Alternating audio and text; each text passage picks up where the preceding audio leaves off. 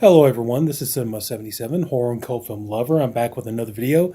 We're going to do a movie review, and this was one that, I don't know why, I just, it popped into my head, and all of a sudden I felt compelled to talk about it, and yeah, I don't know, so I figured I'd go ahead and give it a shot. Hopefully everybody enjoys the video. We're going to talk about the infamous Jennifer's Body. This movie, I think it came out, yeah, it was 2009. And yeah, I mean, this movie, I'm kind of on the fence about this movie. I mean, I don't mind this movie. I find it entertaining, but it does have some flaws to it. The movie stars the pretty much the one actress I think just about everybody wishes she would just give it up and go for porn. Megan Fox and Amanda Seyfried. And yeah, I mean, I thought, I don't know why, just all of a sudden I became inspired to talk about this movie of all movies. But you know, anyway, let's go ahead and we'll get started talking about it. First off, though, let's see here. Yep, hang on a second. There we go.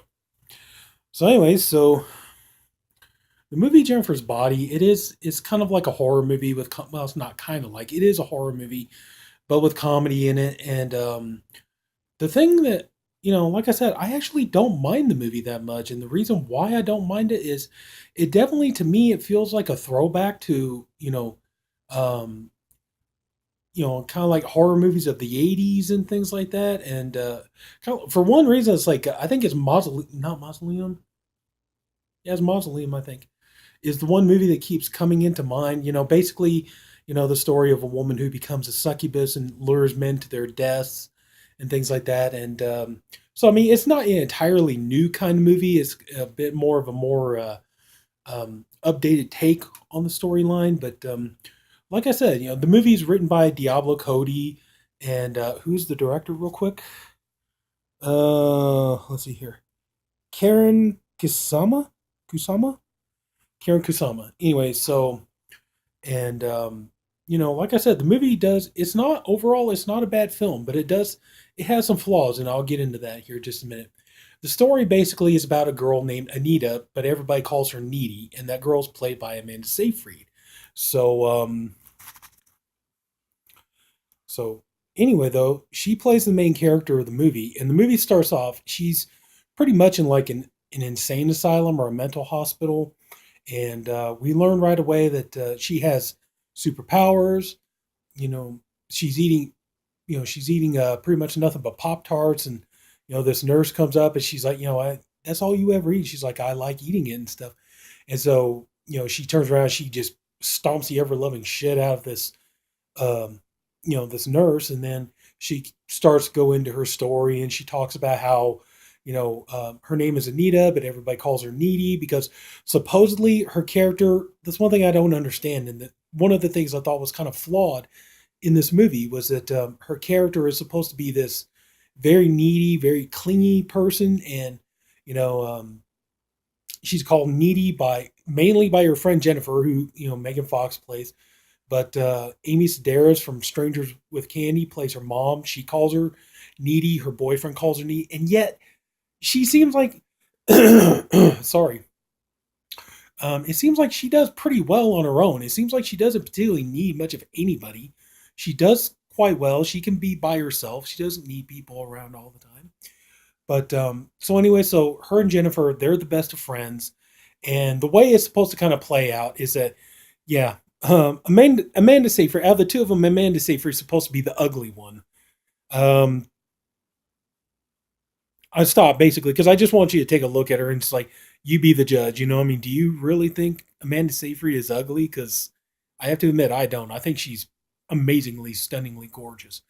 But anyway, though, it's like the idea is supposed to be that Jennifer is pretty much the hot, popular girl, and Needy is supposed to be the kind of like just friend who just kind of always hangs around with the hot girl and stuff. But Needy does have a boyfriend, and Jennifer, she's kind of like overall popular girl. She's cheerleader and all that stuff. As you just saw on the cover of the movie. And one night, Jennifer and Needy decide that they're going to sneak into a club, and they're going to see this local, no, not local, but this band that they're trying to make it big. And stuff, and but it's just kind of like not really happening for them yet. And they go see the band, and turns out that like one guy there is supposed to be kind of sort of Jennifer's boyfriend because he's a army cadet and stuff. And so they go to meet the guys and all this stuff, and Needy ends up making a mistake because, well, she overhears these guys talking about something that they're talking about, taking the girl Jennifer into the woods because they want to know that they think that she's a virgin, and they're like, oh, this is perfect. So Needy is thinking that they want to take her into the woods to pretty much like gang rape her and stuff, and and so a fire breaks out in the club or the bar that they're at, and everybody manages to get out. And once they get out, Jennifer, she's sitting there. She's kind of like, she's a little bit in shock, and Needy, is like trying to help her and stuff. Well, the lead singer of this band comes and pretty much picks her up, and he's like, "Don't worry, we'll take care of her. She'll be fine," and all this stuff. And they put her in their van, and Amanda Seyfried's like, "Where are you going?" Or Needy, I'm sorry. But she's like, "Where are you going? What are you doing with her? Where are you taking her?" And all this kind of stuff. And then they drive off. Well, then the next time we see, pretty much Needy goes home, and she's, just hanging back, and all of a sudden she starts hearing things, and hearing noises in her house and all this stuff, and suddenly, without warning, Jennifer shows up, and now Jennifer, she's got blood coming out of her mouth and kind of like black bile, and you can see like she's been seriously hurt. And so Jennifer, or Needy, of course, being the friend that she is, she's trying to she's trying to help her, and trying to like uh try to be a good friend, and just, Jennifer, what's wrong with you? So Jennifer ends up going into Needy's kitchen and starts trying to eat food out of her refrigerator, and like she starts trying to eat a baked chicken, and Needy's telling her, my mom got that from Boston Market, and that was supposed to be our dinner for tomorrow, and she's like throwing up all this nasty stuff and everything, and she's like, this isn't what I need. I need food and all this other kind of stuff. So she leaves. So it's like Needy's crying, and she's cleaning up the mess and everything. She's very worried about Jennifer, worried about what's going on with her.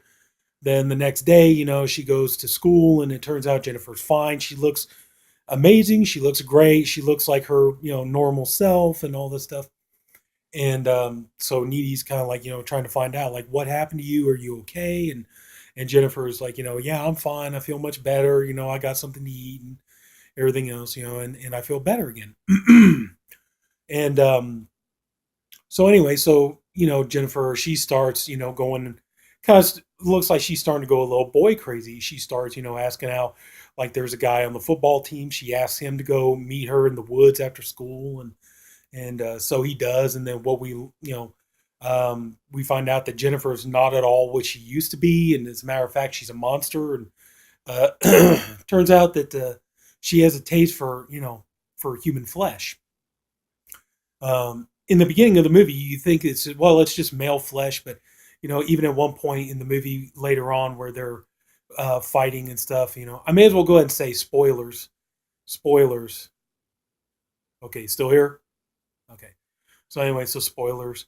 But yeah, so they go out to the woods, and she starts trying to seduce the guy and everything else, and then we realize that actually now Jennifer is a monster, and she pretty much sprouts fangs and everything, and just rips the guy to pieces. And everything is kind of getting weird, and um, it's kind of funny because you got a little role where J.K. Simmons, who I don't care what anybody says. I'm not even a Spider-Man fan. Okay, I don't care for the Spider-Man movies, any of them.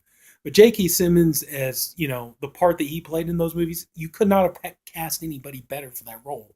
He was perfect. It's like, I don't even, what's the name, J. Jonah Jameson or some shit like that. I don't know. I don't watch those movies honestly, but so I've seen enough to see, like, nobody could play that part better than he did. And so yeah, but he did a great job. And he's in this movie. He's got a little cameo in here. He's not in it for very long or anything like that. But so anyway, so she goes, she eats, she kills the guy, she eats him and stuff like that. and she calling Needy up and everything else. Well, Needy is kind of dividing her time between Jennifer and her boyfriend Chip, and Chip is basically like, yeah, I love hanging out with you. I love us spending time together. I just wish you didn't spend so much time with Jennifer. And Needy is pretty much like, well, she's my best friend. We've been best friends ever since, we could possibly remember and all this. So, it's just that kind of thing. And so anyway, so at one point, one of Needy's friends is basically kind of a goth emo kid who's played by Kyle Gallner. And Kyle Gallner, here, like in the early to mid 2000s, he was in so many horror films and stuff. And he was in, my God, he was in Red State. He was in Haunting Connecticut. He did this horrible Nightmare on Elm Street remake.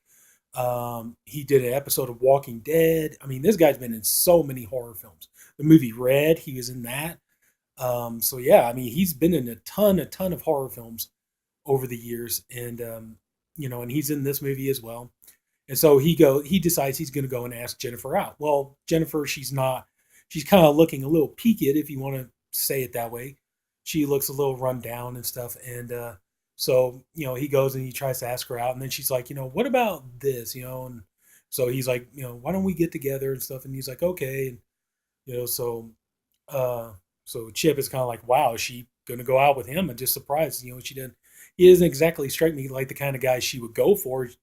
Needy's kind of like, yeah, I know, right? Huh? So they decide that they're gonna, get together tonight and they're gonna have some fun. And so Kyle Gallner's character, he's driving to go meet with Jennifer, and so anyway, so he's gonna go meet up with Jennifer, and that they're gonna have this night of passion and stuff. And he finds out, she gives him this address that he's supposed to meet her at this old kind of like rundown house and stuff. And so he goes, and he's looking for her there, and she's talk they start making out and everything else. And he realizes, like, doesn't take long for him to realize like something is really really wrong. Well, in the simultaneously while this is going on, you got Needy. She's having sex with Chip, and they start doing their thing. And she somehow Needy starts to kind of get visions that she sees, this friend of hers being killed by Jennifer and being eaten by Jennifer and stuff. And even at one point, she looks and she sees Jennifer, like, sitting in the room, and she's got, like, the black blood and stuff coming out of her mouth. And so she's pretty much freaking out. And the boyfriend's like, what's the matter? He's like, am I too big or something? And so she's like, I gotta go. So she gets her clothes and she runs out. She's driving home, and she sees Jennifer in the road and all this, but she knows it's not Jennifer and stuff. And so she gets back to her house, and she's crying. She goes into her room. She's like, the only time pretty much in the entire movie that I ever see like the character of Needy ever acting needy was at this moment, where she's like, I want my mommy, and that was about it, pretty much. And so, she goes into her room. Come to find out, well, Jennifer's in her room waiting for her, and so. But the thing is Jennifer's wearing Needy's Evil Dead T-shirt, which kind of sounds funny that But I kind of wonder if that was kind of a plug, because I did hear that supposedly Diablo Cody supposedly did some rewrite work on the Evil Dead remake. She kind of did some dialogue work on that movie and stuff. But anyway, regardless, so you know, we get to probably the funniest, most awkward scene in the movie, because I know that on the commentary, the director said that the whole point of that was that um, the whole point was it was supposed to build tension and create suspense that Jennifer, that there's something wrong with her and she's a demon, and you're supposed to be in fear for Needy. But the problem is the movie completely stops dead just so you could see these two girls make out. They start getting on hot and heavy and everything. And then all of a sudden she's like, "What the fuck is happening?"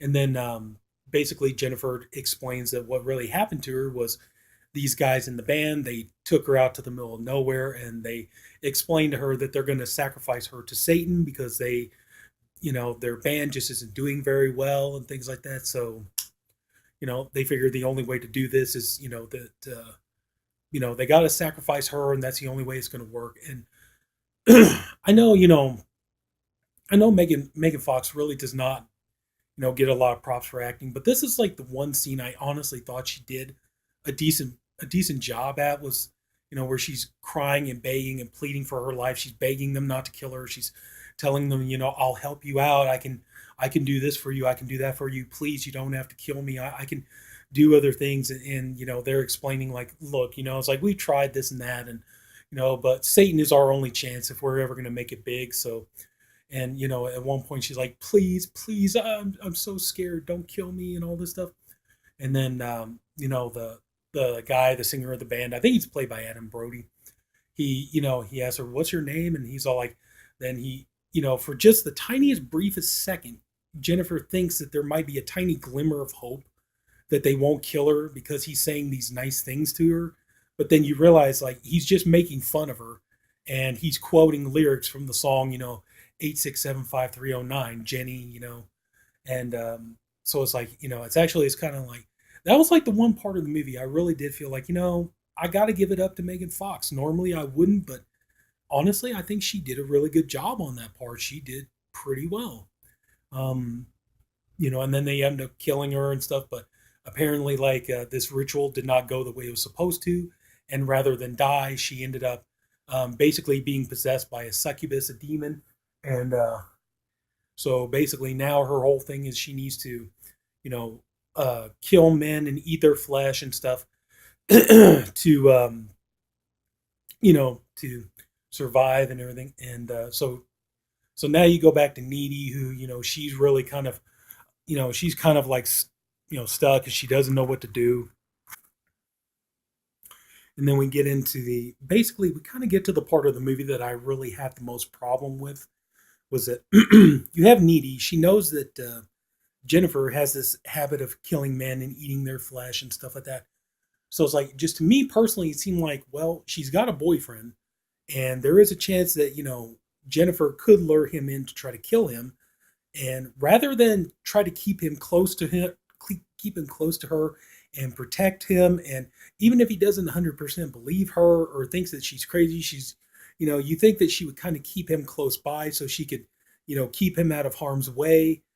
Instead, he goes up and she tries to explain, she's all like, Jennifer's evil. And he's like, yeah, we've known that all our lives. And she's like, no, I'm talking more evil than usual. And, um, like I said, you think she's going to be like, look, just, stay with me and, let's stay close and I'll prove to you, what I'm saying is true and everything else. But rather, she just kind of comes off more as like, I'm kind of going through some stuff right now and I just really can't be bothered with you. So could you kind of just like go away and not bug me anymore? And that's kind of what she does. She just kind of breaks up with him right then and there. And that part always bugged me because it's like, she's supposed to be the hero of the story. And it's kind of like, you're kind of setting him out there. You're not really explaining yourself very well, for one thing. And you're kind of sending him out there to his death, which ultimately that's what happens, So, and because he's talking about he wants to take her to the prom and everything else. And she just kind of casually suggests, yeah, maybe we shouldn't go. She doesn't really say anything much about it, but anyway, so she's getting dressed up and everything else, and Chip, he's going to the dance and all that stuff at the prom, whatever, and sure enough, here comes Jennifer, and she's luring him in, and and she's the way she does it, she's telling him, I'm worried about Needy and stuff like that. There's something wrong with her, and of course, Chip being the boyfriend who's in love with Needy, he's buying along with it and stuff. And it seems like all of a sudden now it strikes Needy that that Jennifer would go after her boyfriend.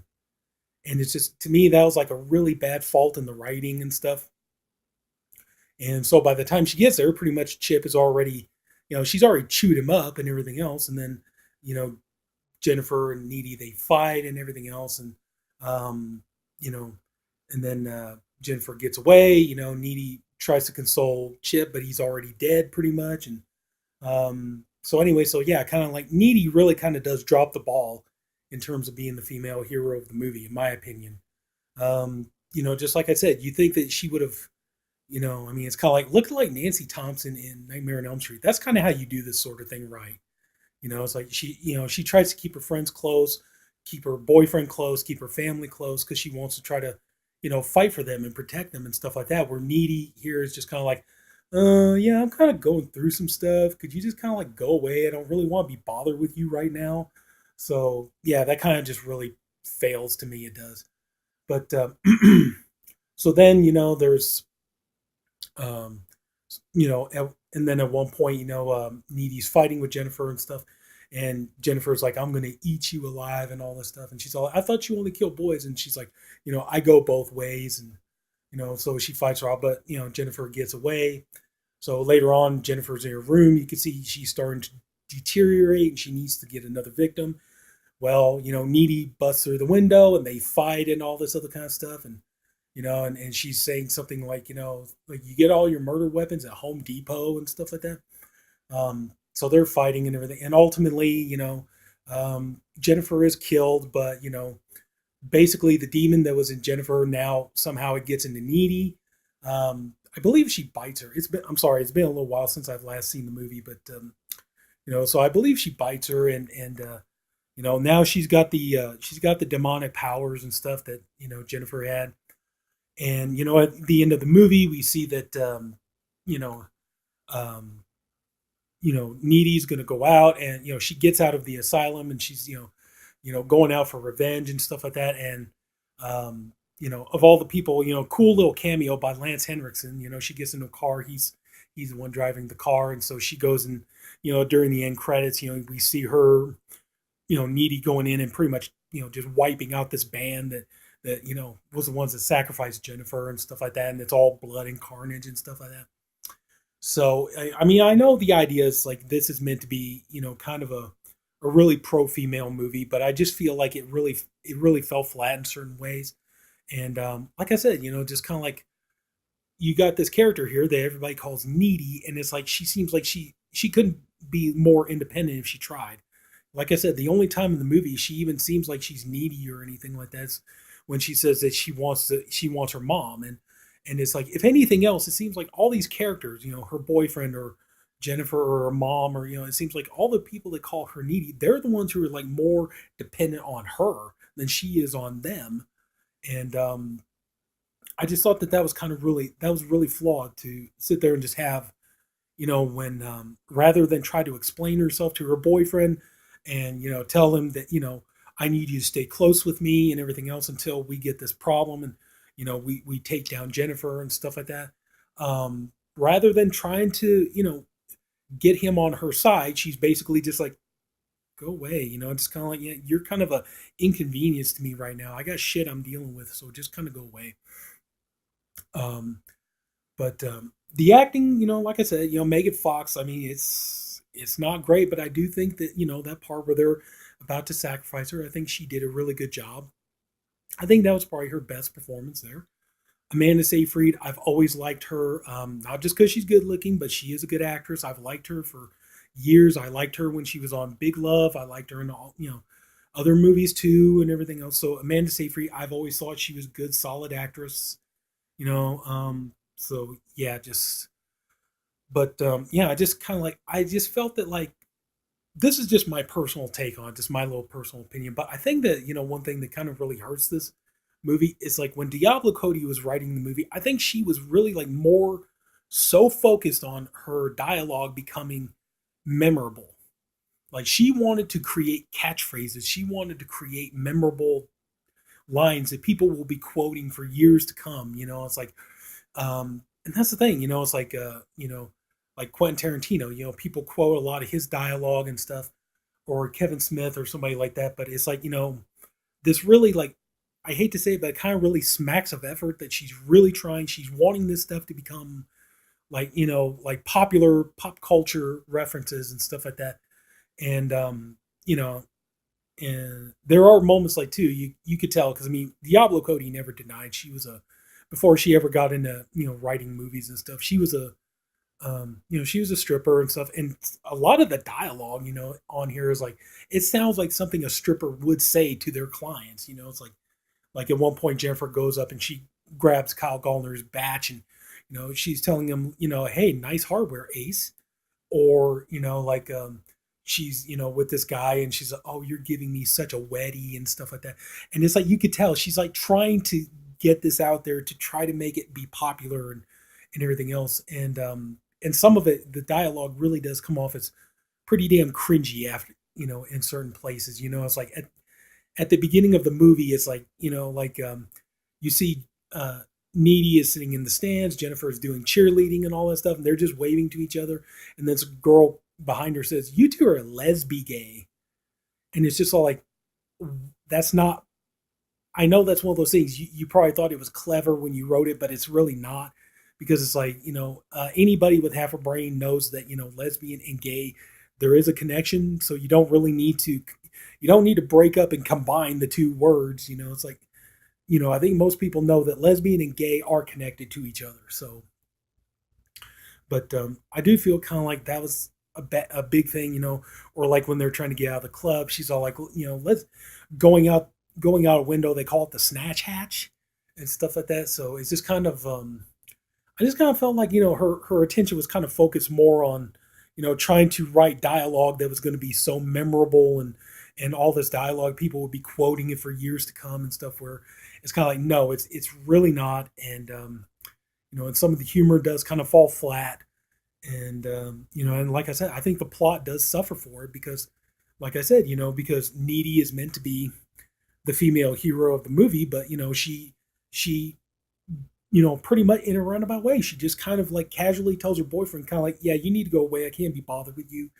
And, she just kind of like, well, I think, kind of like just saying in passing, maybe we shouldn't go to the dance and stuff like, and she doesn't really explain herself too well. So, but that's just the way I felt about it. Just, this movie really did drop the ball on it. But, it has some good gore scenes, has some good kill scenes. I did think a couple of the jokes were pretty funny, but overall, but I think this is one of those movies, like, now it's kind of getting a reputation as kind of like being so bad that it's good. But, just, yeah, I mean, it's okay. It's, I could watch it every now and again. It's not a masterpiece by any means. And I just don't think that, Needy, I think that's kind of the biggest thing that just bugs me overall. It's like Needy could have been a good female hero for the movie, and it doesn't get there, and kind of like, you kind of feel let down. You kind of feel like Chip ends up kind of dying because of her. And so, yeah, that's just kind of my take on it. But overall, it's a decent watch. It's entertaining. It's not really dull. It's entertaining. It's just, like I said, it's got problems with it, but I don't think it's a horrible movie. It's just not great either. But the one thing I think is kind of funny here is, like, she's even hotter she's even hotter on Blu-ray. I just think, like, if they ever put this out on 4K, it's like, they should put something on there like, um, she's so hot you'll nut harder than you ever nutted in your life, or something like that. But yeah, overall, like I said, it's not a bad little flick. I don't mind it. I could watch it. I just think it's not a perfect movie, but it's not a terrible movie either. So that's about it. So yeah, just the writing could have been a little bit better. I think the directing could have been a little bit better, especially the scene. Like I said, you have this awkward scene where, basically the entire movie stops completely dead, so that, Needy and Jennifer can just make out, just full blown on make out. And I know they said, like, in the commentary and stuff, like, it was supposed to be generating suspense because we know that, Jennifer is a demon and stuff like that. But it's like, you should have put a little couple of insert shots in there, maybe, to kind of signify that Needy is in some sort of danger. Like, maybe you could see, like, one of Jennifer's hands becoming like, a talon or something like that. Or, like, her eyes are closed. You can see, like, her eyes open, and, she's got these demonic eyes or something. And maybe see, like, her, kind of like, like that. And you can see, like, she's got fangs or something, kind of give, like, a real indication that Needy is in danger, because the way the scene plays is like the movie just completely stops dead. And it's all like, hey, watch these two hot girls make out. And that's kind of the way it comes across, and the scene kind of fails. So that's what I'm saying. It's like, just a lot of the execution is kind of poor. So, but other than that, I'm sorry this video ran so long. I really didn't expect it to run, like, Jesus, almost 30 minutes now. Anyway, I think I've talked enough about it, and that's going to do it. So if anybody took the time to watch all this, thank you for doing it. I appreciate you for doing it. I honestly hope you enjoyed the video. I'm sorry for rambling on for way too long. Um, if you did like the video, please like and subscribe. I do weekly reviews. I do, shelf by shelves, haul videos, things like that. Next week, I'm going to do my first theme week, which is going to be a porn theme week, where I'm going to review 3 movies that are, the theme of the movie has to do with pornography. And one's going to be a drama, one's going to be a horror film, one's going to be a comedy. And yeah, that's going to be the theme for next week. And so, hopefully some good stuff coming there. And anyway, again, I'm sorry for taking so long. This is Sinema77, horror cult film lover. Thank you again for watching the video. Take care. Have a good night. Bye bye.